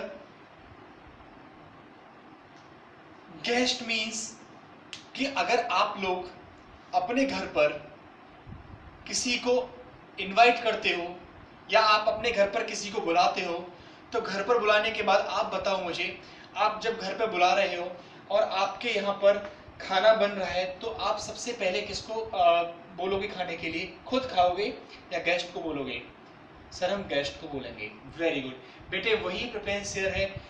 तो यहाँ पर क्या होता है, प्रेफरेंस शेयर को यानी पहले प्रेफरेंस मिलती है इक्विटी से। किस चीज में? प्रॉफिट में। अगर कंपनी वाउंड अप होती है, कंपनी बंद होती है तो प्रेफरेंस शेयर होल्डर का पैसा वापस कर दिया जाता है या प्रेफरेंस शेयर होल्डर का पैसा कन्वर्ट कर दिया जाता है। अगर कन्वर्टेबल है तो कन्वर्ट कर दिया जाता है या प्रेफरेंस शेयर का पैसा रिडीम कर दिया जाता है आफ्टर सर्टेन टाइम। अगर वो रिडीमेबल है तो, रिडीमेबल मींस वापस कर देना। तो ये डिपेंड करता है प्रेफरेंस शेयर कैसा है। लेकिन इक्विटी शेयर के केस में ऐसा नहीं होता। ये ऑनर्स होते हैं कंपनी के, पहले प्रॉफिट में से जो पैसा मिलेगा वो पैसा प्रेफरेंस शेयर को मिलेगा प्रॉफिट, और उसके बाद इक्विटी शेयर को मिलेगा। यानी कि प्रेफरेंस शेयर को पहले प्रॉफिट में हक होता है इक्विटी शेयर होल्डर से। तो बेटे प्रेफरेंस शेयर होल्डर को जो मिलने वाला पैसा होता है, प्रॉफिट का पार्ट जो होता है, उसे हम प्रॉफिट नहीं, उसे हम डिविडेंड बोलते हैं। इस केस में भी और इस केस में भी, दोनों ही केस में डिविडेंड बोला जाता है। प्रेफरेंस शेयर को जो पैसा मिलेगा प्रॉफिट में से उसे भी डिविडेंड बोलेंगे, और जो इक्विटी शेयर को पैसा मिलेगा उसे भी हम डिविडेंड बोलेंगे, उसे डिविडेंड बोला जाता है। Is it clear? दूसरी चीज, प्रेफरेंस शेयर पहले से फिक्स होता है। सपोज करो कंपनी 5000 शेयर इशू कर रही है प्रेफरेंस शेयर, और एक 10 रुपीज का है, ₹10 ईच। तो बेटे यहां पर 50,000 के प्रेफरेंस शेयर हो गए। तो अब यहां प्री डिसाइडेड होगा कि यहां पर इनको कितना रुपया मिलेगा। बेटे ये पहले से ही 10%, 12%, 15% जो भी डिसाइड करते हैं लोग, वो डिसाइड करने के बाद इशू होता है। तो जब कंपनी को प्रॉफिट होगा तो इसके रुपए पर, जितना इससे रुपया आया है उस पर 10%, 12% या 15% इसके रेट से इसको डिविडेंड दिया जाएगा, लेकिन ओनली प्रॉफिट से। अगर कंपनी को लॉस हो रहा है तो नहीं दिया जाएगा, ओनली प्रॉफिट से। लेकिन इक्विटी शेयर होल्डर को, इस प्रेफरेंस शेयर होल्डर को देने के बाद जो बचता है उसमें से मिलेगा इक्विटी शेयर होल्डर को। बोला इसके लिए भी जो मिलेगा उसे डिविडेंड जाएगा। यहाँ पर भी कैलकुलेट इंटरेस्ट की तरह से होगा, लेकिन उसको हम क्या बोलेंगे? डिविडेंड बोलेंगे, जो प्रेफरेंस शेयर होल्डर को मिलेगा। और जो इक्विटी शेयर होल्डर को मिलेगा वो भी डिविडेंड ही बोला जाएगा। दोनों जगह नाम डिविडेंड रहेगा, लेकिन यहाँ पर फिक्स रेट से मिलेगा, यहाँ फिक्स रेट से नहीं मिलेगा। यहाँ इनको ऑनर बोला जाएगा, इनको ऑनर नहीं बोला जाएगा। इनको बेटे इक्विटी शेयर होल्डर को बोर्ड मीटिंग में बोर्ड पार्टिसिपेट करने का, वोटिंग राइट्स, ये सारे राइट्स होते हैं, लेकिन प्रेफरेंस शेयर होल्डर को ऐसा कोई भी राइट नहीं होता है। यानी कि ये तो वही बात हो गई ना कि हमारे घर में हमारा रिश्तेदार आके अपनी चलाने लगे, तो ऐसा हम नहीं कर सकते। तो प्रेफरेंस शेयर होल्डर को राइट नहीं है बोर्ड मीटिंग में हिस्सा लेने का, या कंपनी को कोई भी सजेशन देने का, या कंपनी के लिए कोई भी डिसीजन लेने का। लेकिन यहाँ राइट किसका है? इक्विटी शेयर होल्डर का। पूरा राइट होता है, हर राइट होता है इक्विटी शेयर होल्डर का, बोर्ड मीटिंग में डिसाइड करने का, बोर्ड मीटिंग में बैठने का, कंपनी के लिए वोट देने का। ये सारे राइट होते हैं इक्विटी शेयर होल्डर के, न कि प्रेफरेंस शेयर होल्डर के। भले ही इनको प्रॉफिट पहले मिलता है, लेकिन इनको बाद में मिलेगा, लेकिन इनके पास राइट ज्यादा होते हैं। इनको प्रॉफिट उतना ही मिलेगा जितना पहले से डिसाइड होगा, 10% to 10%। कंपनी को कितना भी ज्यादा प्रॉफिट हो रहा है इनको नहीं मिलेगा, इनको इतना ही मिलेगा। लेकिन इक्विटी शेयर होल्डर को अगर प्रॉफिट कंपनी में ज्यादा हो रहा है तो बचा हुआ सारा इनका रहेगा, कम हो रहा है तो इनको नहीं मिलेगा, कम हो रहा है तो इनको पहले मिलेगा, और पहले भी मिलेगा तो प्रॉफिट में से मिलेगा, कंपनी लॉस में जा रही है तो इनको नहीं मिलेगा। Is it clear? ये सारी चीजें आप नोट कर लीजिएगा। नेक्स्ट पॉइंट की तरफ चलते हैं हम। बेटे प्रेफरेंस शेयर की कुछ टाइप्स हैं, उसको हम समझेंगे प्रेफरेंस शेयर के फीचर्स के अकॉर्डिंग। प्रेफरेंस शेयर को जो राइट होता है with reference to dividend, with reference to participation, कैसे पार्टिसिपेट करना है, with reference to convertibility, with reference to redemption. सबसे पहले बेटे with reference to dividend, dividend के रेफरेंस में किस तरीके से प्रेफरेंस शेयर इशू किए जाते हैं। बेटे इसमें दो तरीके के प्रेफरेंस शेयर इशू किए जाते हैं, एक होता है क्यूमुलेटिव और दूसरा होता है non cumulative preference share. Cumulative preference share और नॉन क्यूमुलेटिव प्रेफरेंस शेयर, दो तरीके के प्रेफरेंस शेयर होते हैं। एक एग्जांपल के थ्रू इनको समझते हैं, जरा मेरे साथ आप देखिएगा। यहाँ चलिए यही देखते हैं। बेटे एक कंपनी है और कंपनी ने सपोज करो 5% प्रेफरेंस शेयर इशू किए हैं, और ये प्रेफरेंस शेयर इशू किए हैं बच्चों सपोज करो 50,000। 5% preference share 50,000 preference share issue किए हैं, 5% 50,000 प्रेफरेंस शेयर इशू किए हैं कंपनी ने। अब ये इशू किए बच्चों 2016-17 में, 2016-17 में इशू किए हैं। अब आप मुझे बताओ कि 50,000 5% प्रेफरेंस इशू किए हैं, एक सपोज करो 10 रुपीज का है, ₹10 ईच। अब आप लोग मुझे बताओ कि कंपनी को 2016-17 में कंपनी से शेयर होल्डर्स को कितना पैसा मिलेगा, यानी कंपनी को कितना डिविडेंड देना पड़ेगा प्रेफरेंस शेयर पर। बेटे 50,000 10 से 5 लाख हो गया, और 5 लाख का अगर हम 5% निकालें, 5 लाख और 5 लाख का अगर हम निकालते हैं 5% तो कितना आएगा बताओ जरा, इक्वल टू 25,000, यानी 25,000 रुपीज का डिविडेंड मिलेगा कब? 2016-17 में। अब होता क्या है कि 2016-17 में कंपनी के पास प्रॉफिट नहीं था। जैसे मैंने बताया था आपको कि अगर प्रॉफिट नहीं होता कंपनी के पास तो डिविडेंड नहीं बांटा जाता प्रेफरेंस शेयर होल्डर को, तो वही चीज है 2016-17 में कंपनी के पास डिविडेंड बांटने के लिए प्रॉफिट नहीं था। अब 16-17 के बाद आज 31 मार्च 2018 को कंपनी के पास प्रॉफिट होता है, सपोज करो 1 लाख रुपए का, 1 लाख रुपए का प्रॉफिट होता है कंपनी के पास। 31 मार्च 2018 को कंपनी के पास 1 लाख रुपए का प्रॉफिट होता है।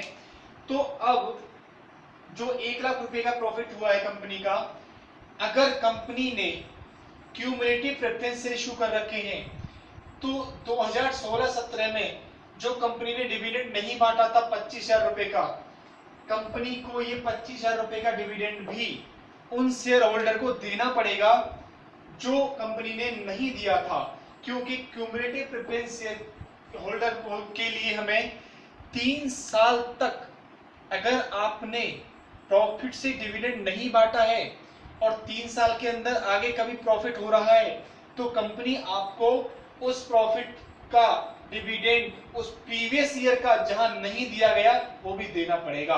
यानी 2018 में 1 लाख रुपए का प्रॉफिट हुआ, लेकिन 16-17 में नहीं हुआ था प्रॉफिट, तो 25,000 रुपए नहीं दे पाई थी कंपनी, तो क्यूमुलेटिव प्रेफरेंस शेयर है, इसलिए इन शेयर होल्डर को 25 रुपए का प्रॉफिट आज बांटना पड़ेगा, यानी प्रीवियस प्रॉफिट भी आज बांटना पड़ेगा।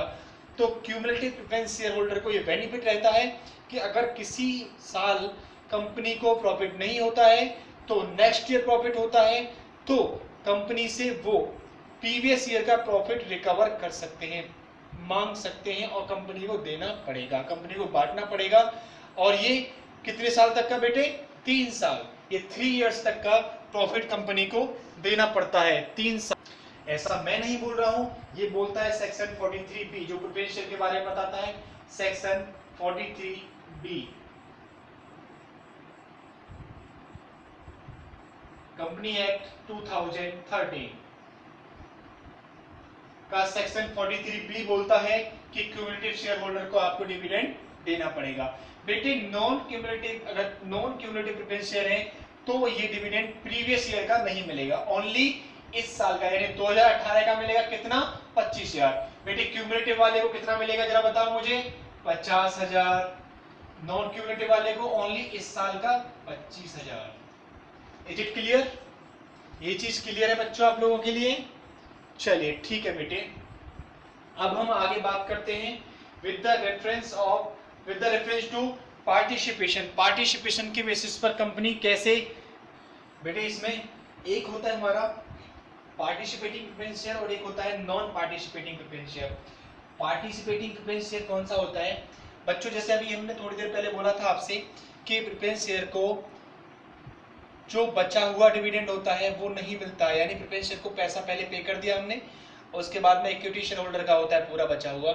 लेकिन जो पार्टिसिपेटिंग प्रेफरेंस शेयर होते हैं इनको कंपनी एक्ट बोलता है कि अगर इक्विटी शेयर होल्डर को पैसा बांट दिया गया है उसके बाद जो प्रॉफिट बचता है उसमें ये पार्टिसिपेट कर सकते हैं। नॉन पार्टिसिपेट प्रेफरेंस शेयर उसमें पार्टिसिपेट नहीं कर सकते।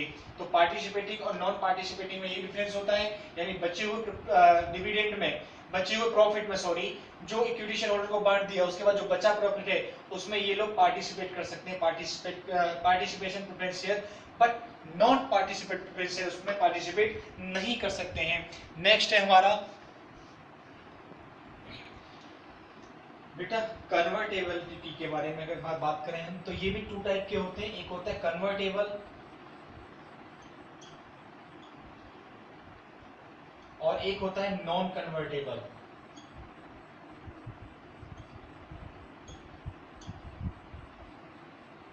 बेटे कन्वर्टेबल का मतलब होता है कि एक टाइम के बाद ये कन्वर्ट हो जाते हैं इक्विटी शेयर में, यानी कि इनको कन्वर्ट किया जा सकता है इक्विटी शेयर में अगर कन्वर्टेबल प्रेफरेंस शेयर हमने इशू किए हैं तो, और नॉन कन्वर्टेबल को कन्वर्ट नहीं किया जा सकता है इक्विटी शेयर में।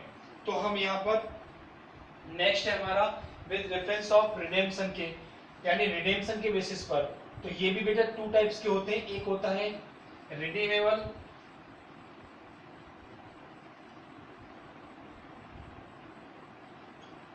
और एक होता है इरिडीमेबल।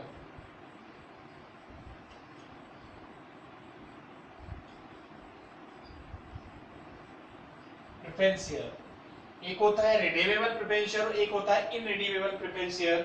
बेटे रिडीमेबल प्रेफरेंस शेयर और इनरिडीमेबल प्रेफरेंस शेयर में क्या डिफरेंस है इसके बारे में समझते हैं हम।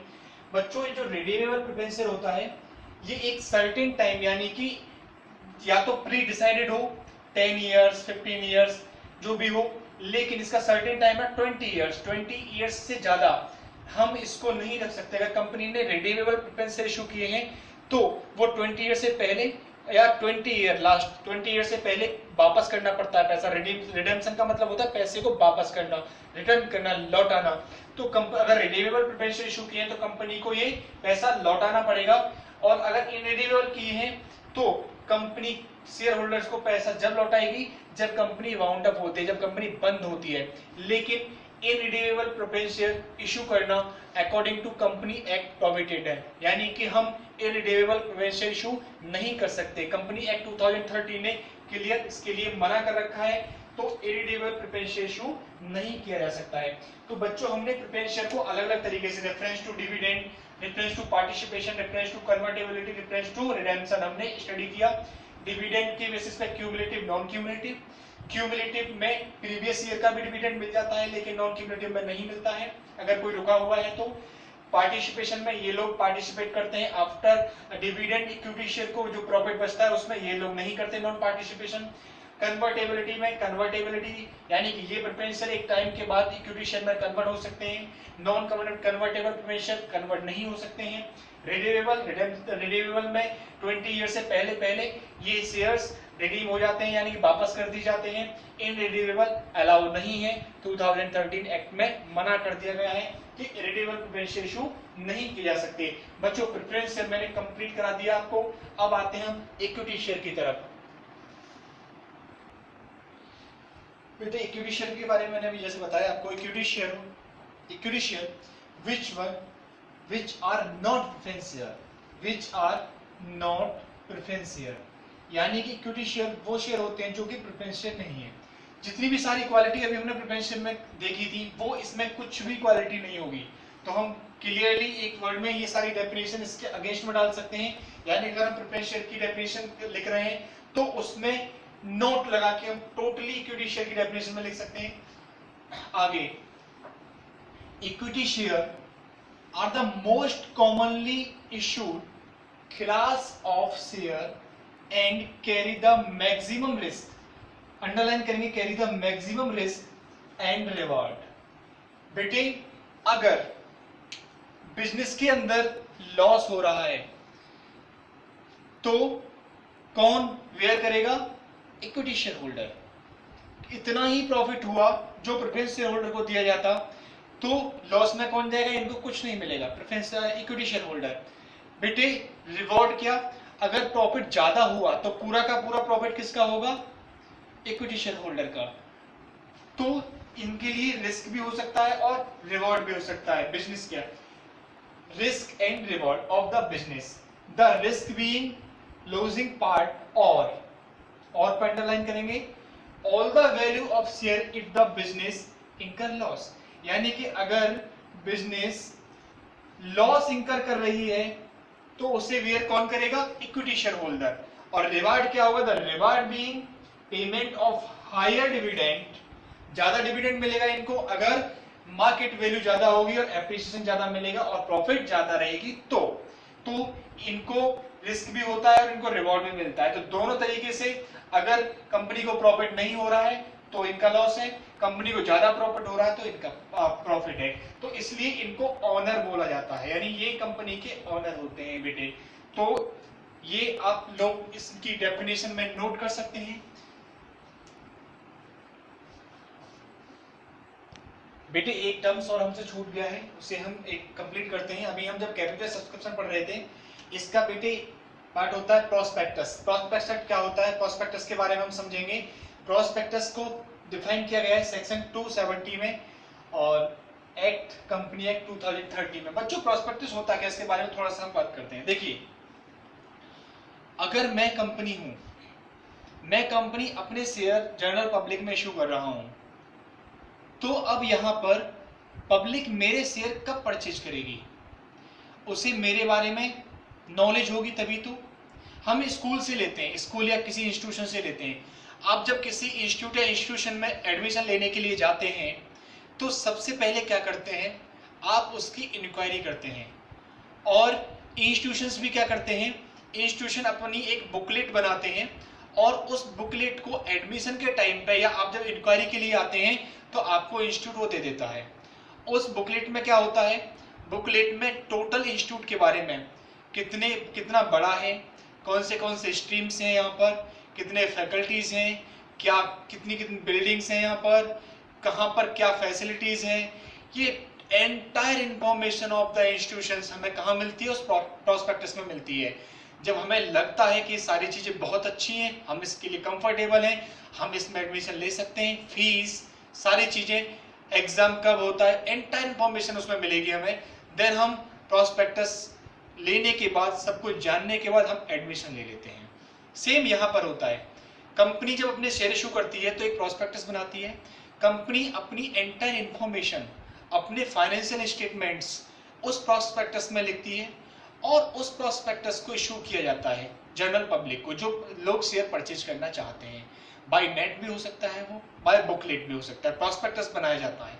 अब जब प्रोस्पेक्टस लोग देखते हैं तो उसे देखने के बाद लोग उसे समझते हैं, समझने के बाद लोग उससे शेयर परचेज करने के लिए अपनी इंटेंशन दिखाते हैं कंपनी में कि हम इस कंपनी के शेयर परचेज कर लेते हैं। इस कंपनी की फाइनेंशियल स्टेटमेंट के अकॉर्डिंग जो स्थिति है वो बहुत अच्छी है, प्रॉफिट मेकिंग कंपनी है, हमें आगे बहुत प्रॉफिट मिलेगा इससे। तो ये सारी चीजों को कौन बताता है? वो प्रोस्पेक्टस बताता है। यानी कि किसी भी इंस्टीट्यूशन से कंपनी के बारे में, या हम कंपनी पढ़ रहे हैं तो कंपनी के बारे में एंटायर इंफॉर्मेशन को कलेक्ट करना, ये एक प्रोस्पेक्टस करता है। किसी भी कंपनी की एंटायर इंफॉर्मेशन कलेक्ट होती है उस प्रोस्पेक्टस में। तो प्रोस्पेक्टस आप लोगों को क्लियर हो गया होगा। प्रोस्पेक्टस बनाना जरूरी होता है। अगर कंपनी शेयर इशू कर रही है तो प्रोस्पेक्टस बनाना कंपलसरी है। ये section 2 sub section 71 act 2013 clearly बोल रहा है कि आपको प्रोस्पेक्टस बनाना होगा। ये क्या है बेटा, लिख देता हूं मैं, जरूरी है।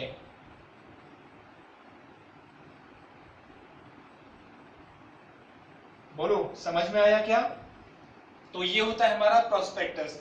तो प्रोस्पेक्टस से एंटायर इंफॉर्मेशन मिलेगी किसी भी कंपनी के बारे में। बच्चों, आज के लेक्चर में थ्योरी का पार्ट लगभग कंप्लीट हो गया। अब हम थ्योरी नहीं पढ़ेंगे, अब हम मूव ऑन करेंगे नेक्स्ट लेक्चर में न्यूमेरिकल क्वेश्चंस की ओर। हम नेक्स्ट लेक्चर में हम सीखेंगे बैलेंस शीट, कौन सी बैलेंस शीट कंपनी ने हमें प्रिस्क्राइब की है यहाँ पर, उस बैलेंस शीट का फॉर्मेट समझेंगे हम। और हम कुछ न्यूमेरिकल क्वेश्चन, शेयर इशू कैसे करते हैं, शेयर इशू करने पर हमें कैसे कैसे पैसा रिसीव होता है, उसकी अकाउंटिंग कैसे की जाती है, ये सारी चीजों के बारे में हम नेक्स्ट लेक्चर में देखेंगे। आज के लेक्चर में आई थिंक हमारी थ्योरी पार्ट कंप्लीट हो चुका है। शेयर क्या होता है, कंपनी क्या होता है, शेयर कितने टाइप के होते हैं, कैपिटल सब्सक्रिप्शन क्या होता है, कैपिटल कितने टाइप की होती है, ऑथराइज शेयर कैपिटल क्या होता है, इशू शेयर कैपिटल क्या होता है, पेड अप शेयर कैपिटल क्या होता है, कॉल्ड अप शेयर कैपिटल क्या होता है, ये सारी चीजें हम आज के लेक्चर में समझ चुके हैं। नेक्स्ट लेक्चर के लिए अब हम लोग रेडी हैं न्यूमेरिकल एग्जांपल्स कुछ देखने के लिए, न्यूमेरिकल क्वेश्चंस करने के लिए और इसके प्रैक्टिकल पार्ट में मूव ऑन करने के लिए। सो बच्चों, आज के लिए हम लोग इतना ही रखते हैं। आप सब लोग अच्छे से रहिए। थैंक यू वेरी मच इतने टाइम तक कंसंट्रेशन करने के लिए। और आप लोगों का कुछ भी इससे रिलेटेड डाउट होता है तो आप मुझे बताइए, आप मुझे व्हाट्सएप कीजिए। इसमें से कुछ भी समझ में नहीं आया आपको तो आप मुझसे फिर से पूछ सकते हैं। आज के लिए इतना ही रखते हैं। Thank you very much, bye bye.